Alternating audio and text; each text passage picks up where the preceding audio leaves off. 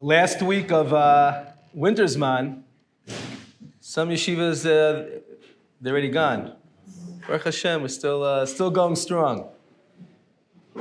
So I'd like to share some words to prepare ourselves for the upcoming Pesach time period. Specifically, I'm not going to use the word break, explain why in a moment, and what we could do already this week to prepare.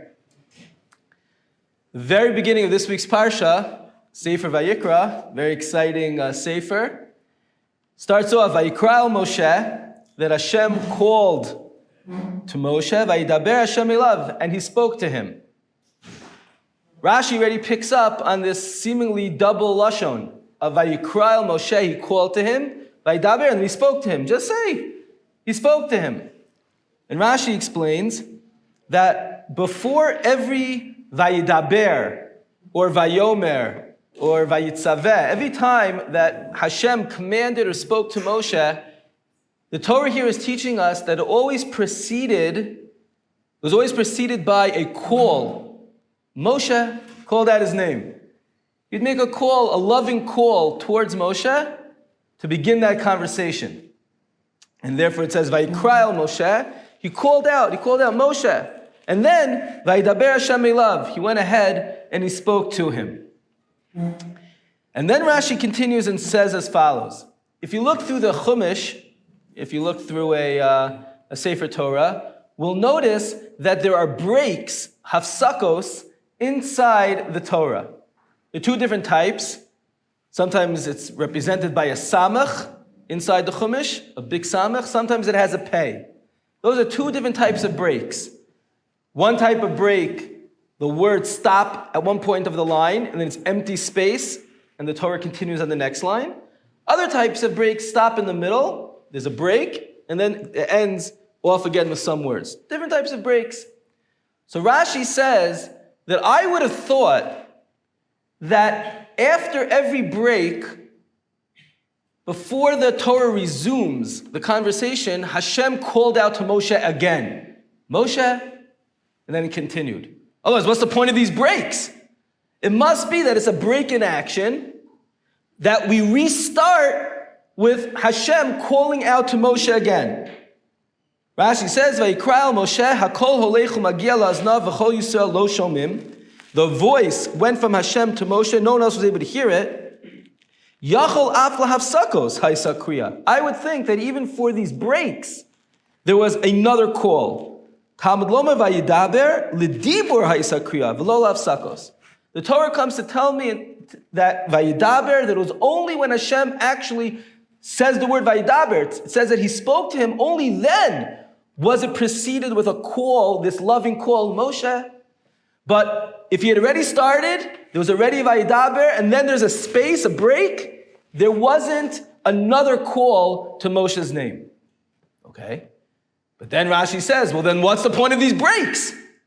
Meaning I could understand if you tell me there's these spaces in the lines because it's telling you that call, that initial call to Moshe's name stopped, and there's going to be another call to Moshe's name. I understand why there's a stop in the sentence. But if that's not true, if Hashem didn't again call out Moshe, so then why is there a break in the action?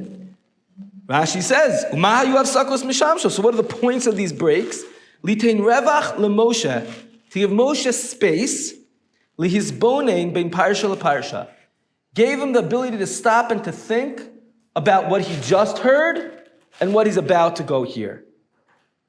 And Rashi says, kal v'chomer lehedyot, for sure a regular individual, halomid min hedyot, who learns from a regular individual, he for sure has to take his time out to stop and to think and to process and to plan ahead. If Moshe, probably one of the greatest students ever, learning from the greatest teacher ever, he had to stop, teacher, please stop for one moment. I need to stop, I need to think, I need to process what I just learned. Kal v'chomer, a regular student learning from a superstar rabbi, has to go ahead and take time to stop and think, just like Moshe had to stop when learning from God. I think over here, the Torah is teaching us an even deeper lesson which comes out of this Rashi. And I think the best example of this is the upcoming, what they call BEIN HAZMANIM. Not like some people say BEIN HAZMAN, it's BEIN HAZMANIM, okay? People call it BEIN HAZMANIM. BEIN HAZMANIM is a terrible, terrible term. Terrible.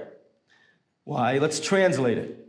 BEIN HAZMANIM means in between the times. There was a time called the winter zman, a winter, 5 months of learning, and there's another time called the summer zman, 3 months, 3.5 months of learning. And then there's BEIN HAZMANIM. It's not the time, it's in between. And that is the month of Nisan when Pesach falls out. So really what that term is saying is that it's not a time. Right? The times are before and the times are after. This is BEIN HAZMANIM. This is in between the times. It's like nowhere, no man's land. Nothing's going on. It's dead time. Similar to what Rashi was saying before, that we would have thought that the break in the action was just like a stop, nothing going on, and the point of it is to resume afterwards with another call from God. And that's how some people view the upcoming break. They say, I learned hard, I had a strong zman, I went all the way to the end till Rosh Chodesh, put in all my oomph, gained a lot, Baruch Hashem, grew a lot, learned a lot. Now I stop. And I'm going to resume with another call and another inspiring kickoff shmooze in the beginning of next zman. And I'm going to learn again for 6 weeks, for 8 weeks, for 3 months, whatever it's going to be in the summer. But right now it's time for a break. It's a nothing to then resume later on. That is incorrect. And the term BEIN HAZMANIM is incorrect, even though the entire world uses it. And therefore, if you just want to be normal, you should continue to use it. But you should always remember that it's incorrect. What's my proof? If you look at Rav Shach is one of the greatest Rosh Yeshiva ever. Rosh Yeshiva of the Panovich Yeshiva. Tremendous gadol, the last generation. He has a set of Sfarim called the Avi Ezri.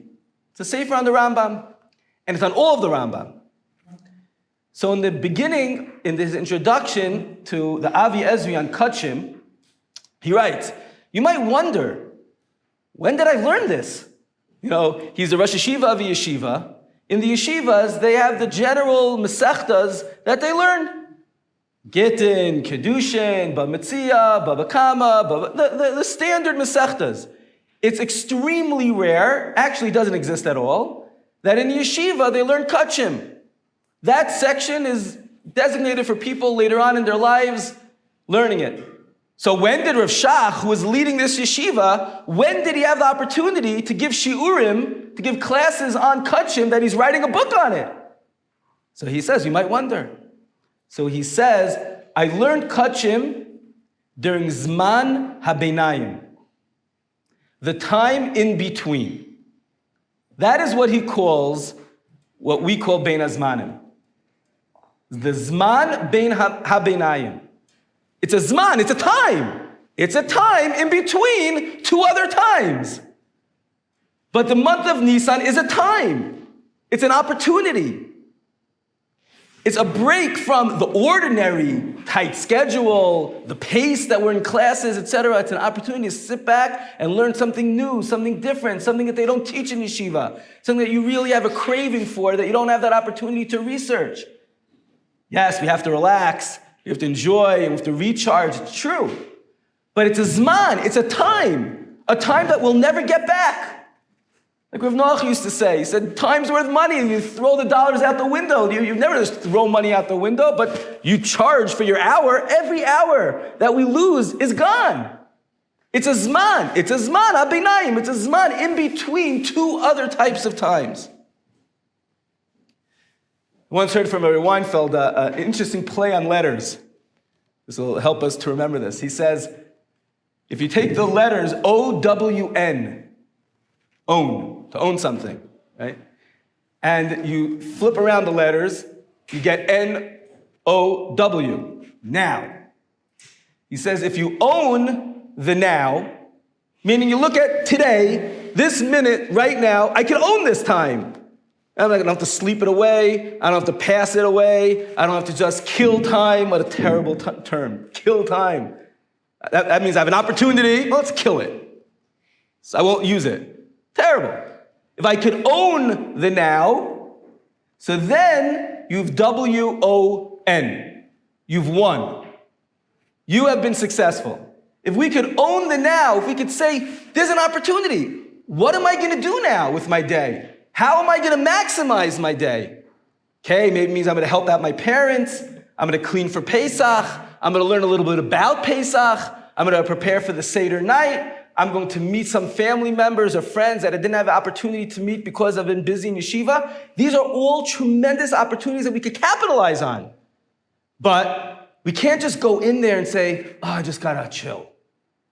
You can relax and you can have fun, and that's healthy and important. But let's plan how we're going to do that. We have this week, a few more days, to plan how we could be proactive and in the driver's seat, and we're the force to figure out how we can maximize the month after. What are the things that we want to accomplish? We have a list. I have my paper over here in my pocket that I write down over the course of this week. I have to meet with this person. I have to pay this bank. I have to do this. I have to do that. I have my list of things that I proactively have to accomplish that I haven't been able to do right now. I want to learn this Masechta. I want to learn this Parsha. I have things that I want to accomplish, and I make my list. Try to make sure that the list is realistic. But it's not just about, okay, I had an inspiring 5 months. I got to make sure how to keep my head above water over the next month. I just want to make sure that I can make it through until I start up again with my friends and my rabbis on top of me. No, that's not. That's basic. We want to build. We want to own the now. We want to grow. We want to accomplish. We want to be able to walk out after that whole month. A whole month is a lot of time. We want to be able to walk out after that month and say, look what I did. Look at the Dvar Torahs that I wrote. Look at all of these things that I prepared on Pesach that I'm now going to be able to use for the rest of my life. One day, Mirz Hashem, we're all going to have our own Pesach Seder, and I pull out my notes that I heard from my rabbis. I looked up in books when I had a little more time in my hands. I prepared it. I have it. I could say it over again. I could use it again.